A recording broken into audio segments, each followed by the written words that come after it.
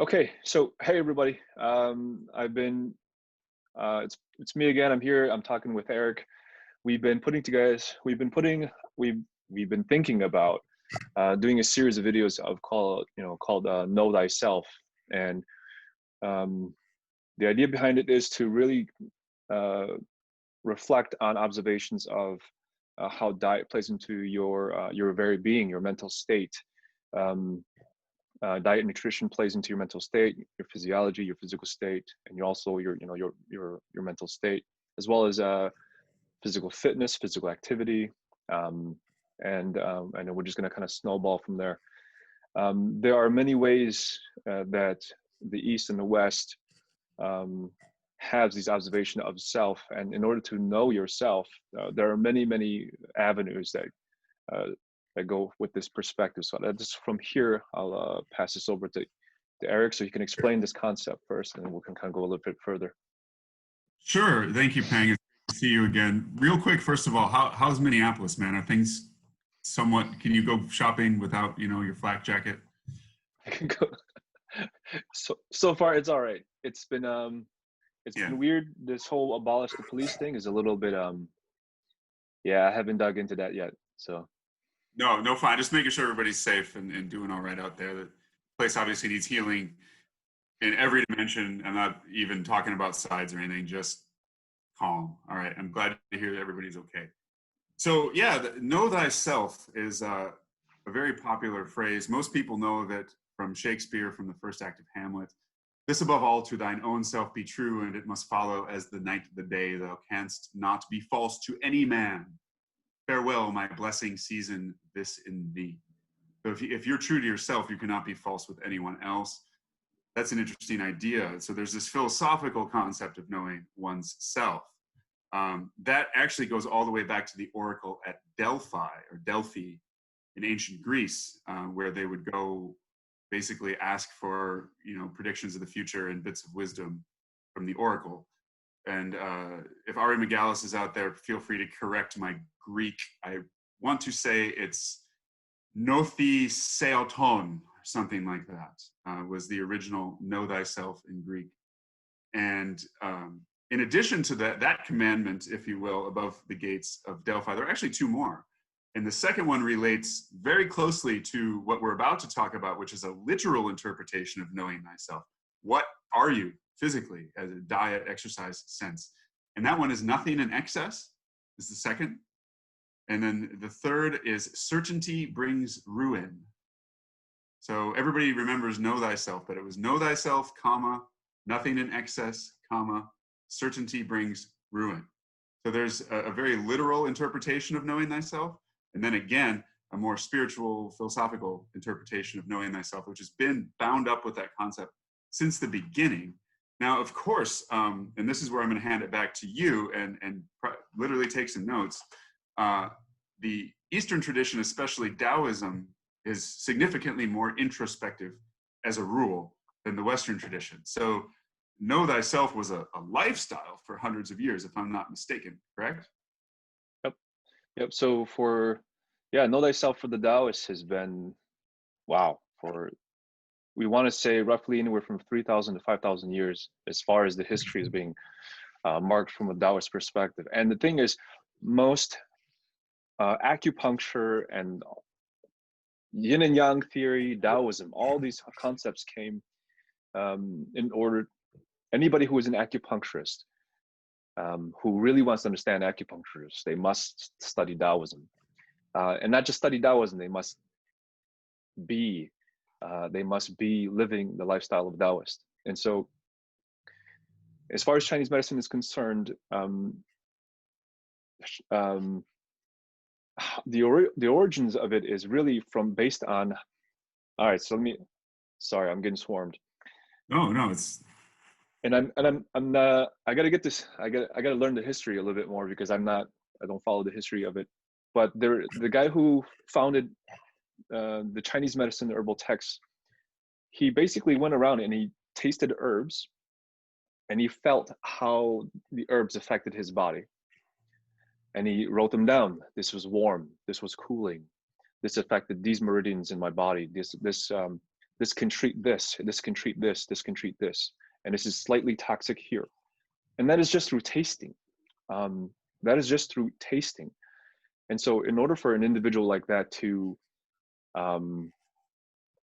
that's a profound level of awareness. That is a profound level of knowing, to where you can taste something and immediately know its effect on your body. And I have a version of this as well. My wife has a version of this as well. And so when I look at food, I can feel when that food will, how that food will work for my body, and will not work for my body. And so, say for example, and I'm going to go a little bit to some of the maybe some anecdotal stories, but this is all from my personal experience. I'm Hmong, and so being brought up, we had this dish, we call it gosh, it's like pork and greens. It's like a boiled pork and greens. And one day I came home, I ate it, and then I started getting phlegmy in the chest. I started getting phlegmy, and my sinuses started getting congested. And then I felt like I felt like this. There was this taste in my mouth where I felt not clean. And I said, maybe my mom didn't wash my hands when she did this thing. I'll try it again.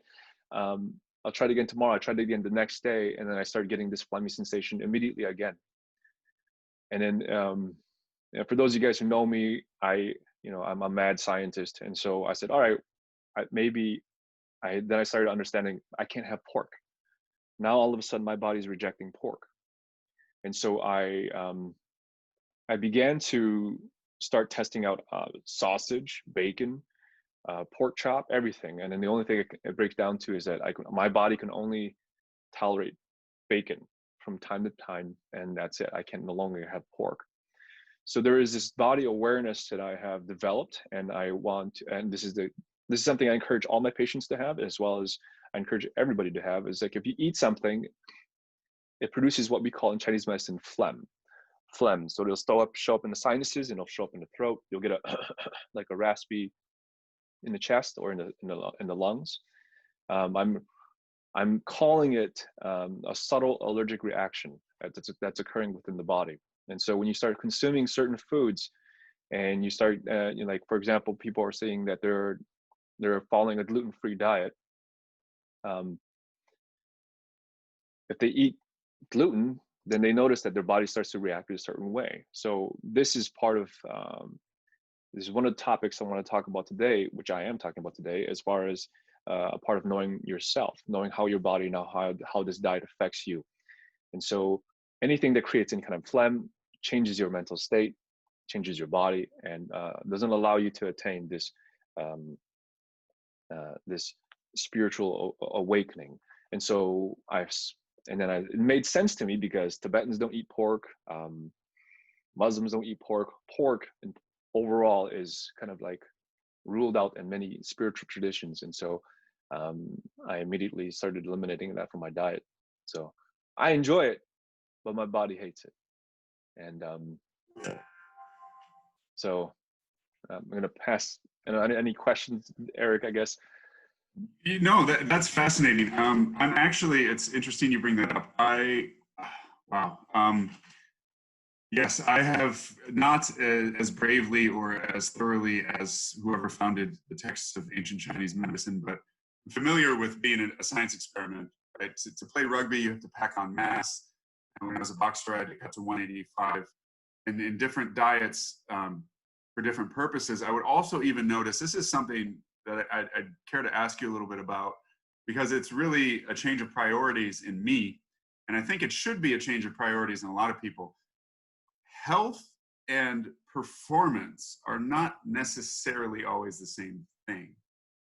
That's something I'm starting to figure out. The diet that makes me, whatever, have a six-pack and be a boxer is not necessarily, it also makes my joints hurt maybe, or I don't sleep as well maybe, or something like that. Are you familiar with is that a yin-yang imbalance perhaps, or something like that? Yes, yep. So depending on what you eat, so one of the things that the Western medicine has done with great detail is this whole vitamin and nutrition thing. It's down pat. And so there's much respect for that, especially with caloric intake and calories and whatnot. But there's also there's a consistency that the people are trying to maintain, like, well, this is the one diet. And so the thing with the Western's approach is that we're trying to find a one size fits all approach. And that doesn't work, because what I find is that from my personal experience, what I find is that in the summer, the late summer, now this is depending on those of you guys who understand Chinese medicine a little bit, this is depending on your body type.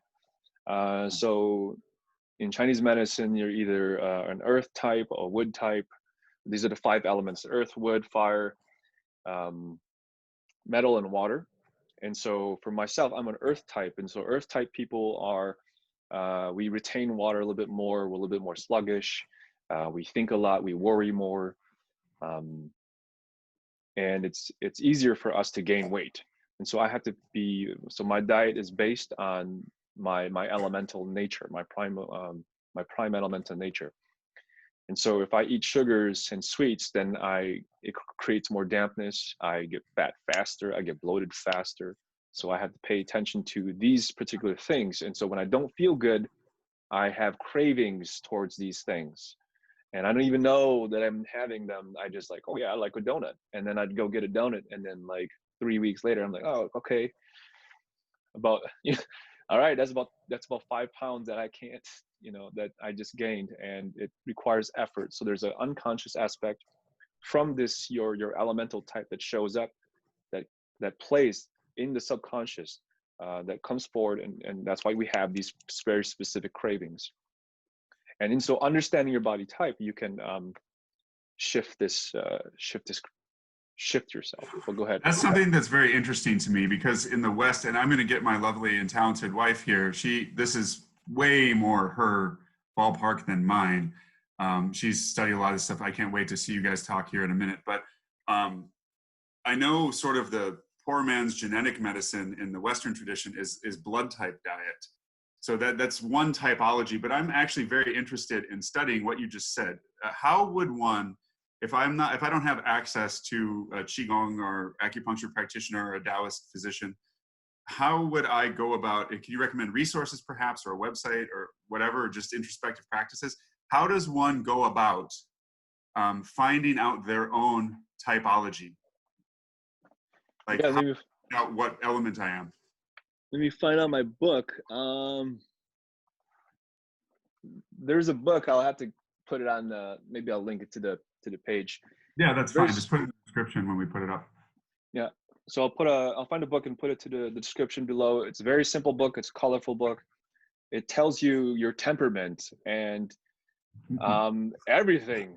Like, and I'm reading this book and I'm like, whoa, it's got me down to the T. So in Chinese medicine, the elements are, it's got your body type, it's got your psychology, it's got your weaknesses, all of these things. And it's profound. You just break it down into 5 types, and instead of like, and so like whereas Western medicine, like you go down into all these different rabbit holes, and I'm like, whoa, it's too much. And Right. but as I'm studying, as I understand the Chinese medicine 5 elements, and I'm starting to go down the psychology of the Western standpoint, I'm like, oh, okay, I'm starting to understand further and further more, and it's much deeper. So it's been great. But go ahead. Oh no, I'm just saying real quick. I remember back in military school when we were practicing kung fu with Olson over by the track, by the rappelling tower. On our free time, you were teaching me like sticky hands techniques, and I think you referred to me as the wooden tiger at one point in time. Hey, that was my thing, the wooden tiger. That's funny. So real briefly, if you don't mind, I would love to grab my wife here, because she used to do, I might be misrepresenting this, she'll let you know, but I did, she can woman-splain it way better than I can. It was basically some combination of your genetics and your actual microbiome. So your genetics would tell you what your microbiome should be, and I think there was another test that was what your microbiome is, and then bringing those into balance from a Western perspective. So I'm gonna put her in the hot seat real quick. All right, Lori? Yeah, sounds good. All right. Sounds good. Awesome. You're on. Hi. All right. So what I did was, it was a form of concierge medicine, and we would test your microbiome and see what the propensity of Bacteroides to Firmicutes. And Bacteroides are inefficient calorie harvesters, which means you're a person who can eat an awful lot of food, but you really don't pack on a lot of calories. So it's the person who's skinny, but they can eat anything. And then there's the people who have a lot of Firmicutes, which are extremely efficient calorie harvesters. So of course, we always want to be a little more Bacteroides than Firmicutes, but there's certain nationalities that will have more or less. And the reason why is they come from populations that have gone through the extreme feast and famine cycles. And so once we test that, and again, keep in mind the microbiome, mycobiome, and virobiome is a brand new science. It's still in its infancy, so we're still learning a great deal, but they dictate so much of what's happening in your body. Like, we thought DNA would be the end-all be-all answer for everything. However, DNA, as complex as it is, which is extremely, the microbiome is even more so. And so if you can get the DNA and the microbiome in a certain place, it dictates so much. So the microbiome, like serotonin, people talk about that. So the science says anywhere from about 80 to 95% of your serotonin is used in your gut. That's why antidepressants will affect bowel habits so dramatically. And so as we can change your diet, we change the microbes or mycobes. So microbes are the bacteria. The microbiome is going to be the fungus, the molds, that kind of stuff that are naturally occurring, that are good, healthy, and wonderful, and the ones that aren't. And the virobiome is going to be the viruses. And all of these help you with life, and also they can get to what's called pathogenic loads, where you start to have disease. So sorry, I'm going a little too complex, but just kind of get a basic concept. So the blood type diet, which people talk about, is a cheap and easy way to do ancestral medicine. So there's certain populations that came from eating certain diets, and their body, their enzymes, their stomach acid tend to do a little bit better when they eat those ancestral diets. And their microbiome tends to be in alignment with that. Now, we can shift that over time slowly, but the human body doesn't like traumatic shifts. So dramatic equals traumatic in the human body. And so we can shift it. If a person has a specific diet that they want to consume, but it doesn't match what their ancestral makeup tells them to, we can shift it slowly. But ideally, you tend to be the healthiest when you eat what you naturally are designed to eat. And there's a lot of overlap, but there are some differences. So that's what I did. And then I would incorporate what's called orthomolecular medicine, which means the right molecule for the right purpose. You can look up Linus Pauling. He's a chemist, but he did a lot of research on vitamin C. And so most disease from an orthomolecular standpoint either comes from a deficiency or a toxicity of basic nutrients. So no one has a warfarin, which is a blood thinning medication, deficiency. So what you can do is you can increase certain naturally occurring substances to thin the blood naturally and get people healthy. So they tend to do what's called vitamin medicine, where we give you good nutrients at dosages that are appropriate for whatever you're experiencing. So that's my background, a little bit of homeopathy thrown in there, but I wouldn't say I'm a skilled practitioner in that area. I really stick to the microbiome, the ancestral medicine, and orthomolecular medicine. So sorry for the resume. All good. But when you get a person and they start to consume food, food is just information to the body. It tells the body what to do and what not to do. It tells the body how to replicate itself, because keep in mind, what you eat is what your body uses to make you. And so if you're eating plastic food, your body does the best that it possibly can, but eventually you start to deteriorate. I also did a lot of enzymatic supplementation. So keep in mind, enzymes, they're catalyst, which is a fancy way of speeding up a process. And they take a macromolecule and make it a micromolecule. and they speed up a process about millions and millions of times. Very simple, so I apologize for anyone who actually studies enzymes. They're not going to like that simplistic answer. But you have a finite amount of them in a lifetime. And throughout history, we used to pick an apple off of a tree. It had its naturally occurring enzymes. You would eat it immediately. But the second you remove an apple from a tree or any plant from its source, it's deteriorating its nutritive content.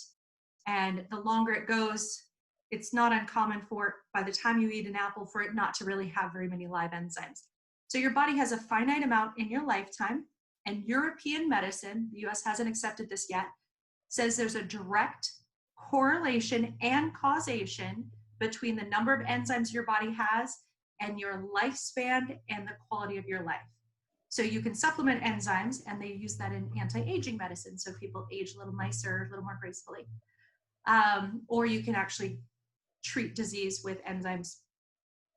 So, but that's, yeah, so I incorporate that type of things. But sorry to go off on all that. And we'll put your information in the link below too, if you're interested.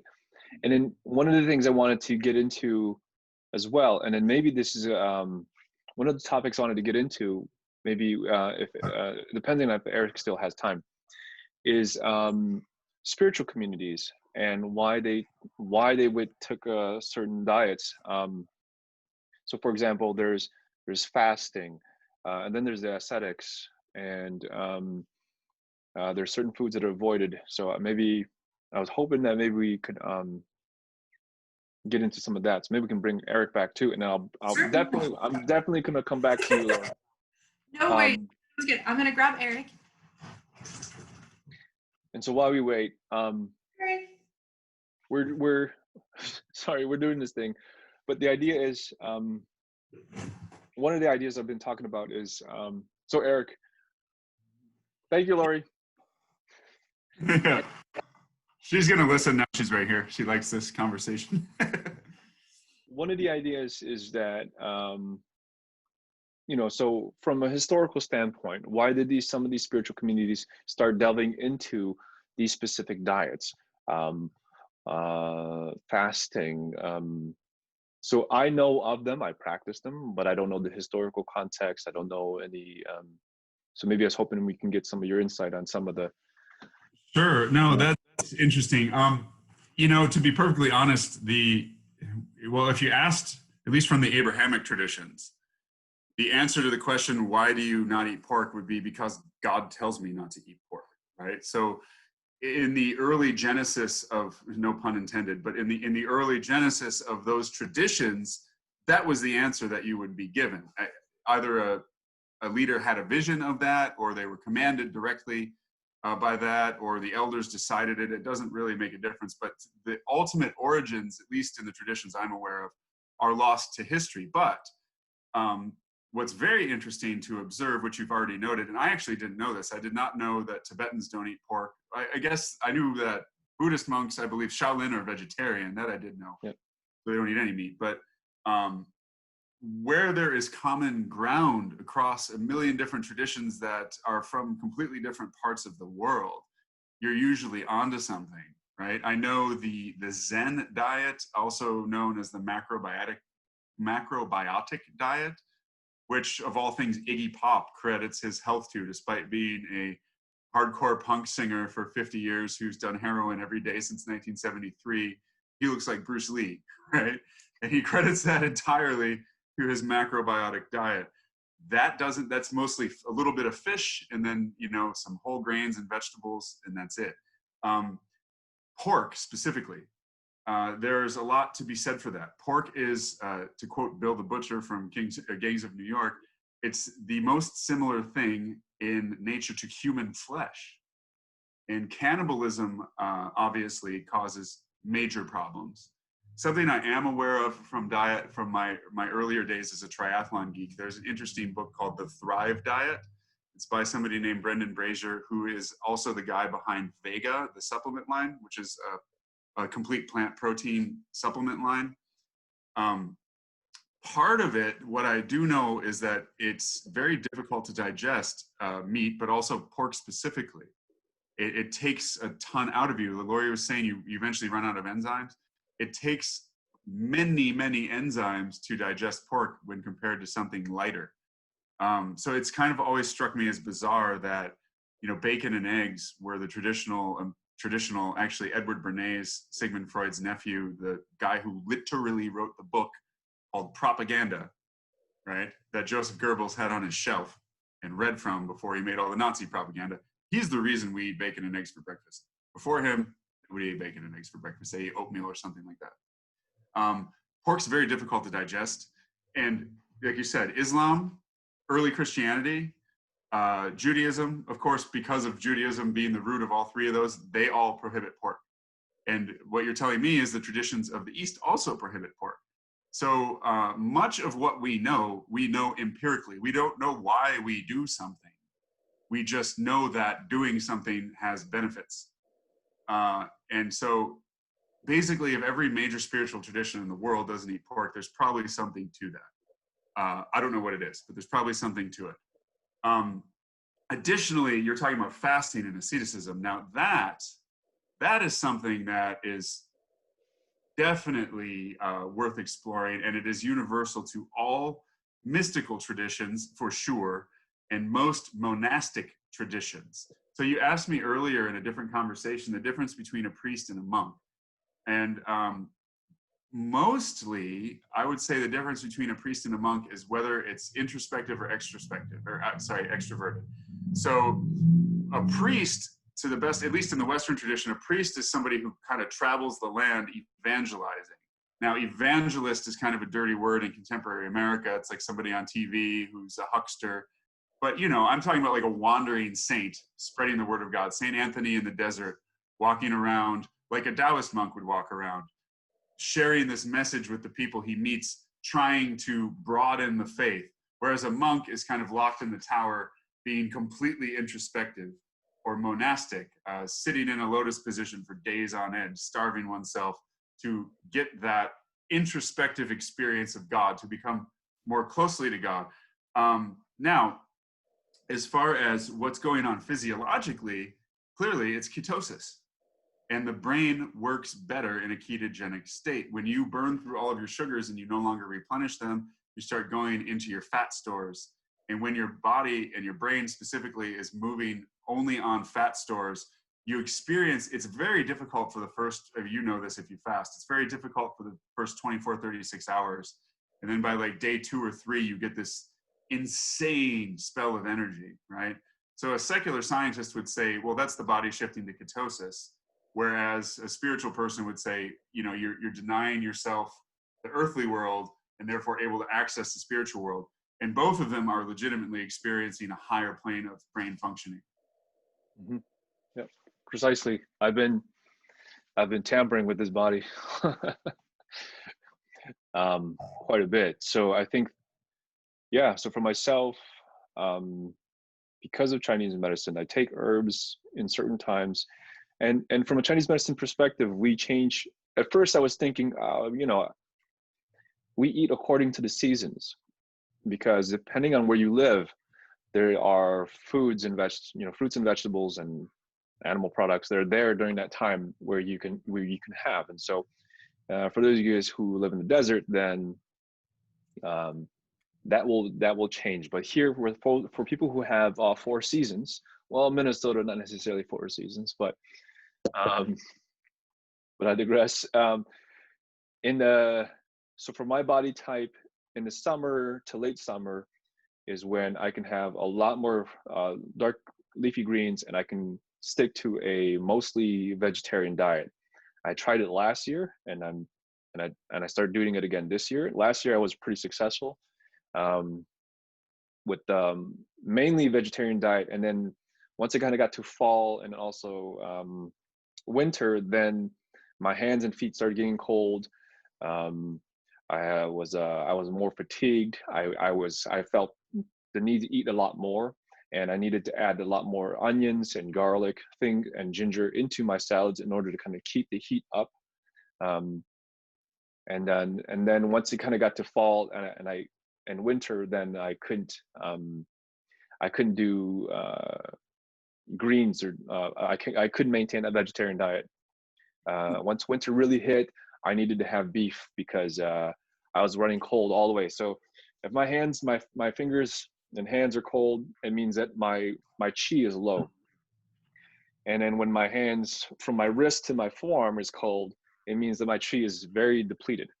In other words, if you think about chi, as far as chi is the force that warms the blood. Blood is the fluid, but the chi is the heat that rises from the blood.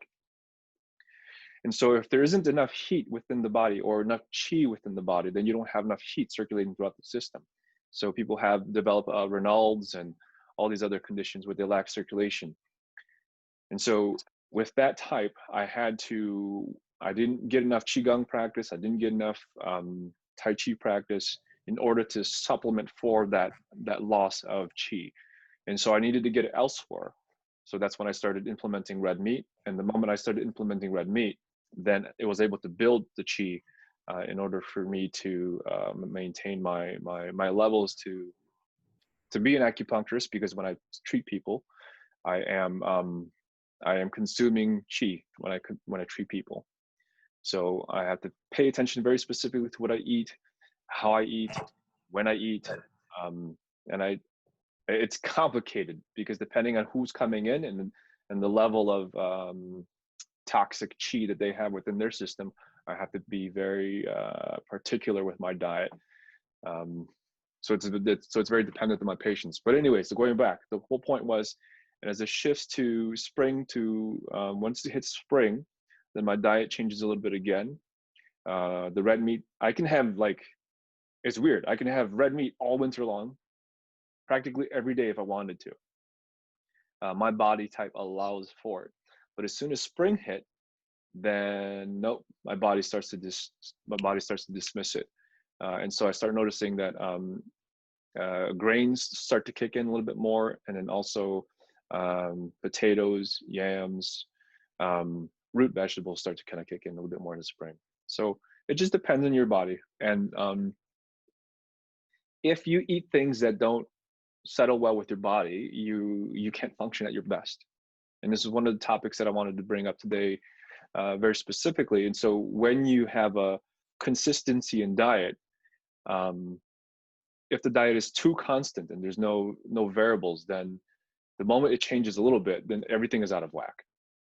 So learning to identify the different forces within the body and then eat accordingly to those forces will get you to a place where you're maintaining a certain level of function. But then if you want to perform, then you need to change up a certain few, you need to understand what foods allow you to perform at a peak pace. So, I mean, Eric, when I was for myself as a boxer, right? So when I was doing Muay Thai with my buddies, I'd drink a beer on Thursday and then I'd spar on Saturday and I'd get my ass kicked because I was like, wait a minute, dude, that was like 2 days ago. It's just one beer. But then I'm getting punched in the face, I'm getting lit up, and I'm like, okay, my response is a lot slower. And so so even though it's only one beer, when you're trying to optimize and perform at that top peak, you're going to get pummeled. So anyways, I don't know anything. Yeah, no, you're absolutely right. It's such a fascinating concept. This is actually, I give credit where credit is due. This is from like a NutraSweet ad with Cher in it from the 80s, but it's just a line that's stuck in the back of my head. And of course she's wrong about what she's selling because NutraSweet's terrible for you, but the line is still true, right? It doesn't matter who holds the truth. It's true or it's not. So she said most people are more concerned about what they put in their car than what they put in their body, like what level of gasoline goes in their car than they are concerned with what they put in their body. And especially in the context of COVID. Like the correlation between vitamin D deficiency and serious hospitalization or fatality, it's huge. I mean, the countries that aren't, it's like, oh, Korea wasn't hit that bad. It's like, well, what's their dietary culture like, and to, again, this East versus West thing, I don't like to think of it that way. I mean, not only because it's not a competition, but it's not even like a clear boundary. we have this series going where we look at different Eastern and Western perspectives on the same issues. And it's important to realize that all throughout history, it's been a dance of these cultures.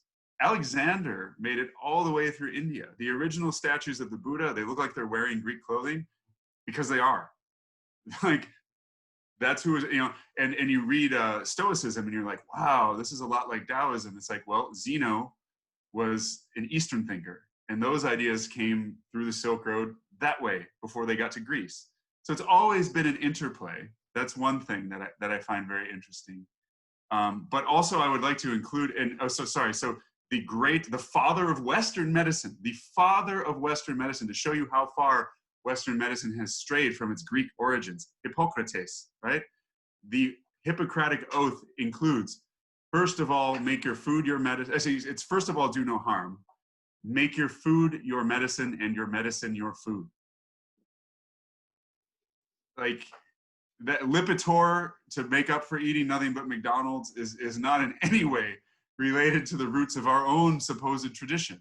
Most people aren't capable of seriously supporting or criticizing even the Western tradition because it's really been dead for hundreds of years. People are railing against a tradition that hasn't been taught for 2 generations, at least, you know, and medically for even longer than that. But that's kind of another rabbit hole. But the other point I would like to make, especially in America, especially as, you know, Weinstein comes out and you see Hannah Montana turned into Miley Cyrus and all this kind of stuff, your diet includes the information. Like Lori said, food is information to your body. Well, information is information to your mind and your soul. So what you consume in terms of media, whether or not you read every day, Alzheimer's is a big deal. Brain disease is a big deal in this country. Well, it's like, yeah, if the last time you read a book is high school, your brain is like the body of an obese, sentient human being. It's an organ. It needs stimulus as much as your feet and your legs and everything else does. And I think almost everybody in American society, regardless of how they feel one way about it or another, has a mental concept of a perfect body and what that is and what that looks like and what that means. You know, CrossFit, all this stuff. Whereas nobody even considers what does it mean to have a perfect mind, or further than that, a perfect soul in a general sense. And that's, you can't separate those. I mean, that's the thing I love most about the Eastern tradition is they'd laugh you out of the building if you thought you could separate those, right? The Shaolin did 4 hours of Kung Fu followed by 4 hours of meditation, right? And to do one without the other is, right? So I would just add that diet includes what you read, what you watch, etc. Yep. And it becomes, I mean, diet is an entire lifestyle, is a way of life. And what you consume, you know, thank you for adding all of that. Like what you're watching, what you're reading, all of this contributes to your mental state. And Well, I encourage, go ahead. If I may, real briefly, it's when you were talking about the hot and the cold foods, I found that very interesting because we tend to, contemporary Americans love confirmation bias. They love being in an echo chamber. And of course, we could do a whole series on why that is. Social media is obviously one huge reason. The fact that it's driven by algorithms that deliberately and automatically create echo chambers is another reason. I would love to see Facebook deliberately put somebody who posts, you know, nothing but sort of left things, shoot them into the right and vice versa, and make people deal with each other. That would be pretty neat to see. Of course, it would devolve into chaos immediately. But the idea of heating and cooling foods based on the season, I think that's very interesting. Ideas work the same way. If you're feeling melancholic or depressed, you do not need to go read Schopenhauer. That will make you more melancholic and depressed, right?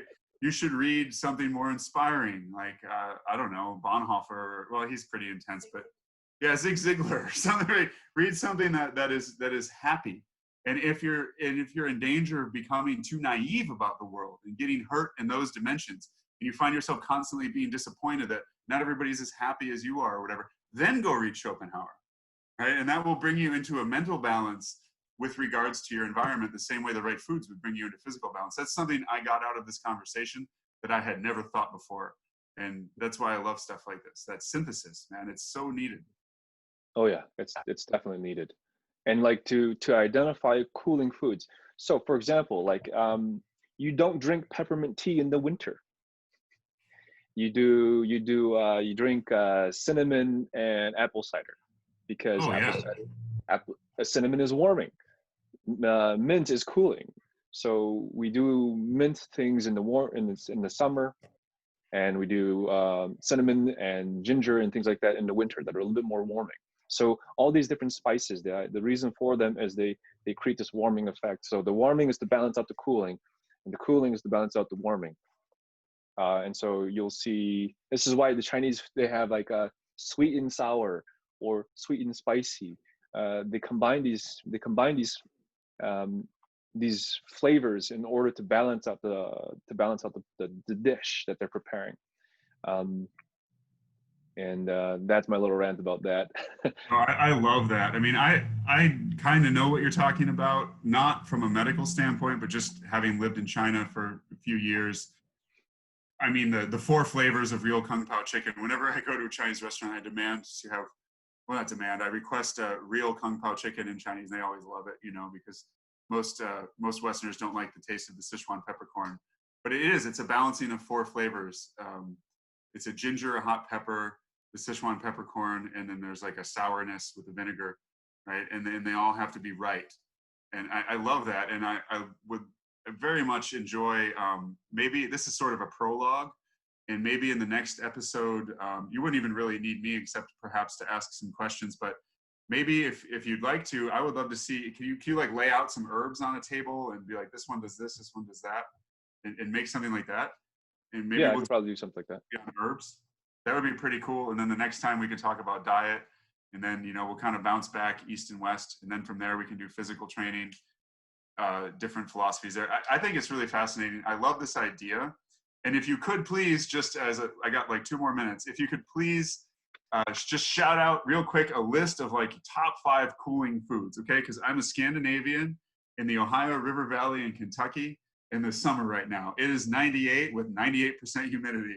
I am dying. Wow, cooling foods. So long as it's cooling and it doesn't cause dampness or phlegm accumulation. So wow. Cool Okay. dry foods. That's a good point because it's extremely humid here too. Yep. So well, definitely mint. Any kind of mint. Wow. My wife is probably better at this.